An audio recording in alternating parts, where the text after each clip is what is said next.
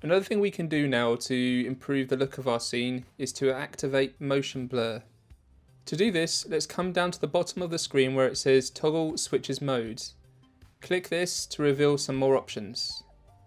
With photo frame 1 selected, hold Shift and select photo frame 9. Come to this empty checkbox here, which is below the repeated ball type icon. Click here and it will activate motion blur on all the images. To actually view motion blur, we need to turn that on in our composition, which is this switch right here.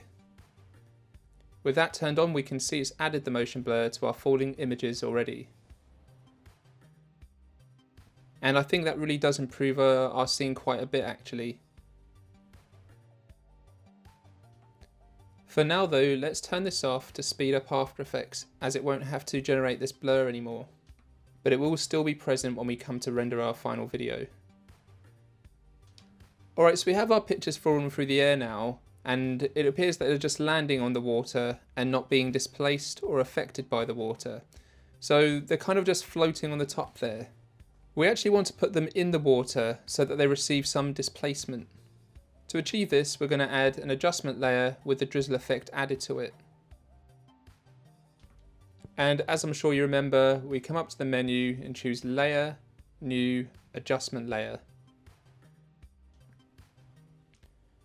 Let's drag the adjustment layer above our photos and let's call it Drizzle Adjust.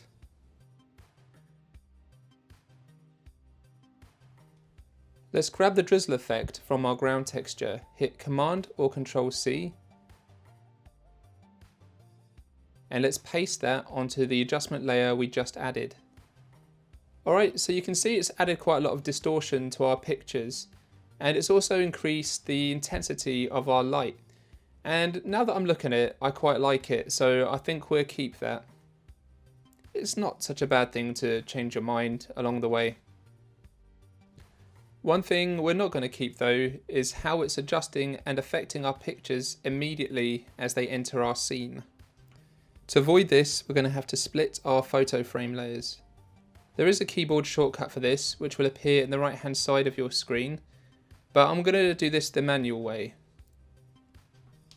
Before I do that though, I'm going to change the colour of this adjustment layer so that it stands out a bit more along with this process. Changing layer colours really does help your scene make more, well, your project make more visual sense. So for us to start splitting our layers, we need to identify the point in which we need to be splitting them. This would be easier to do one picture at a time. So let's hide photo frames 2 to 9 and select them and poke the eye here. With photo frame 1 selected, press U to reveal its keyframes and press J or K to jump back or forward to the end keyframes. You need to be at the end keyframe. We need to drag photo frame 1 above the adjustment layer for now. It shouldn't be affected here, but it should start being affected from the last keyframe onwards. Make a duplicate of photo frame 1. The first version of photo frame 1, let's change the colour to green, and let's change the other colour to orange. Okay, so for every one of our photo layers which will be above the adjustment layer, those layers will be green, and for the ones below the adjustment layer, those will be orange. This will help us distinguish the difference between our duplications. Let's zoom into the keyframes with the zoom into frame level slider.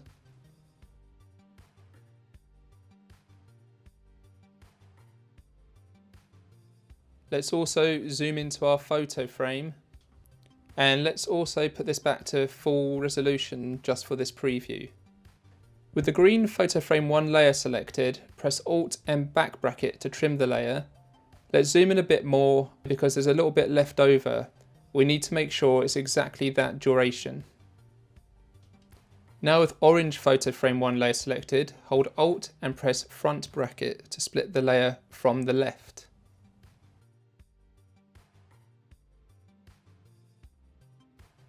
Let's drag the orange layer below the adjustment layer now, and then we can see that as soon as it enters the water, it immediately becomes affected by the drizzle effect. I actually think the adjustment here is a little bit too strong. So with the adjustment layer selected, let's change the displacement down from 30 to, let's try 12. And let's maybe 10 is better.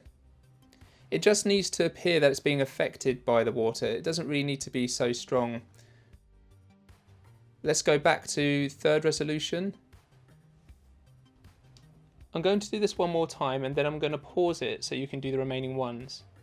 There is a shortcut which will appear in the right hand side of the screen called Split Layers.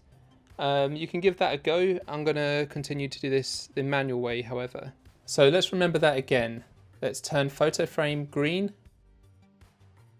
And let's turn that layer on as well. Drag it above the drizzle adjustment layer. Press U to reveal the keyframes. And press J or K to get to the last keyframe.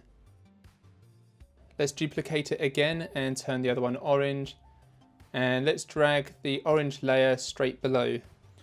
Press U to reveal its keyframes and press J or K to jump to the last frame. And let's press the Alt left bracket to trim that layer. And let's go to the photo frame 2 layer above it and press U to reveal those keyframes and press Alt and right bracket to trim that layer also.